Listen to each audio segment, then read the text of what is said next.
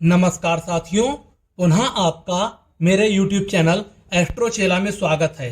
जब हमने पिछली बार किसी रेखाओं की चर्चा की थी तो उस अध्याय में हमने सूर्य रेखा की चर्चा की थी। आज इस चर्चा को आगे बढ़ाते हुए मैं बुध रेखा, जिसको हम धन रेखा या व्यापार रेखा या फिर स्वास्थ्य रेखा के नाम से जानते हैं, उसकी चर्चा करेंगे। तो सबसे पहले तो मैं अपनी जो लाइफ लाइन है, जीवन रेखा, उसका निर्माण कर लेता हूँ। ये हमारी होगी जीवन रेखा। अब प्रश्न होता है कि सबसे पहले जो हमारी बुध रेखा है वह है क्या। बुध रेखा कोई भी रेखा जो मणिबद्ध इस हिस्से से, कलाई के हिस्से से या शुक्र के कहीं क्षेत्र से निकलकर, इस तरीके से कहीं से भी निकलकर और जो हमारी सबसे छोटी उंगली है इसकी तरफ जाए, वह बुध रेखा कहलाती है। जरूरी नहीं कि वह बुध पर्वत तक ही पहुंचे, अगर उससे पीछे या उसके कहीं नीचे तक भी रह जाती है तब भी वह बुध रेखा ही कहलाएगी। यह ज्यादातर हाथों में तो टूटी फूटी पाई जाती है, बहुत कम हाथों में ही इतनी साफ दिखाई देती है। नहीं तो इस तरीके से ये जा रही है, थोड़ा बहुत कहीं ना कहीं ये टूट जरूर जाती है। देखो जा रही है एक रेखा, ये देखिए, ये थोड़ा बहुत ब्रेक हो जाएगी, इस तरीके से टूट फूट जाती है। लेकिन जितनी रेखा साफ होगी उतना ही अच्छा है। कहा जाता है इस रेखा के बारे में, यह रेखा ना होना ज्यादा अच्छा है होने से। क्यों? इसका कारण है, ज्यादातर हाथों में रेखा टूट जाती है, तो टूटी हुई रेखा तो अच्छी नहीं होती है, इसे मैंने आपको बता रखा है। तो ये हमारे स्वास्थ्य को थोड़ा सा खराब कर देती है। कैसे? जिसके हाथ में टुकड़ों में ये रेखा पाई जाती है, छोटे छोटे टुकड़ों में, उसके देखा गया है वात, पित्त, कफ, इस तरीके की समस्याएं थोड़ी बहुत हमेशा रहती हैं। लेकिन पहले मैं चर्चा करूंगा इसकी व्यापार की दृष्टि से। तो ये सबसे पहले वैज्ञानिकता सोच को दिखाती है, जिसका ये रेखा ऐसे बुध तक पहुंच गई। समझ लो, उसकी जो सोच में वैज्ञानिक है, उसकी थोड़ी सोच वैज्ञानिक दृष्टिकोण से मिलती हुई है। लेकिन ये रेखा जो थोड़ा हमेशा धन को सपोर्ट करती है, फिर भी बहुत ज्यादा कठोर परिश्रम को भी दिखाती है। ऐसे व्यक्तियों को थोड़ा कठोर परिश्रम करना पड़ता है। उसके अलावा अब मैं जब धन की बात कर रहा हूं तो ये रेखा धन को कैसे बढ़ाएगी। जब ये रेखा हमारी व्यापार, बिजनेस की उंगली जानी जाती है, उसमें जब भी ये रेखा पहुंचेगी हमेशा शुभ परिणाम ही देगी। यहां से अगर यहां तक बिल्कुल एक अच्छी रेखा ऐसे निकल गई है इस तरीके से, तब तो समझ लीजिए बहुत अच्छा व्यापार का योग है, बहुत अच्छा बुध का योग है। और इसके अलावा जरूरी नहीं कि ये रेखा यहीं तक जाए। ये रेखा कई बार यहां से पहुंचने के बाद सूर्य की तरफ भी मुड़ जाती है। ऐसी मुड़ गई, ऐसे व्यक्ति को व्यापार के साथ में यश, नाम और कीर्ति भी उसके व्यापार से बहुत होगा, पहली कंडीशन।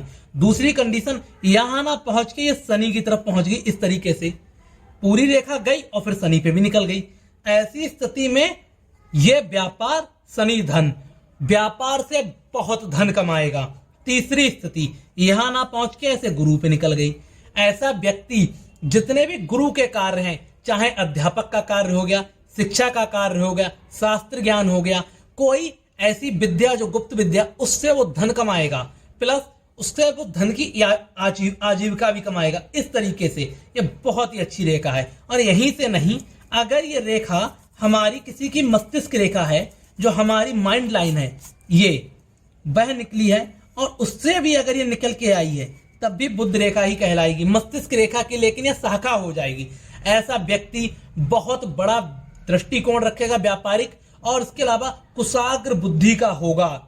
उसके अलावा यह मंगल से भी निकल के आ सकती है। ऐसे अगर मंगल से निकल के आई, ऐसे व्यक्ति को हार्ड वर्क बहुत करना पड़ता है। कुछ लोग इसको राहु की रेखा समझते हैं। अगर पूरी आई है तो ये राहु की रेखा नहीं है, लेकिन हाँ, आपको हार्ड वर्क करना पड़ेगा कुछ भी अचीव करने के लिए, लेकिन आप कुछ ना कुछ अचीव कर जाएंगे। और अगर ये रेखा यहां से आई तो पत्नी से धन की प्राप्ति बहुत अच्छी होती है। यहां से शुक्र हमारा ससुराल पक्ष है, यहां से निकली तो पत्नी से बहुत अच्छा धन की प्राप्ति होगी और बुध तक पहुंची। ये तो हमारी बुध रेखा की चर्चा हुई। अब मैं इसी में स्वास्थ्य रेखा को, जब इस नाम से जाना जाता है, तब इसमें क्या अंतर आ जाता है उसकी चर्चा कर लेता हूं। जब भी हमारी ये रेखा टूटी फूटी होती है, मान लिया किसी की ये रेखा निकली और ऐसी, फिर टूटी, ऐसी गई, इस तरीके से लहरदार, ऐसे में दिखाया जाता है उसका स्वास्थ्य स्थिर नहीं रहेगा।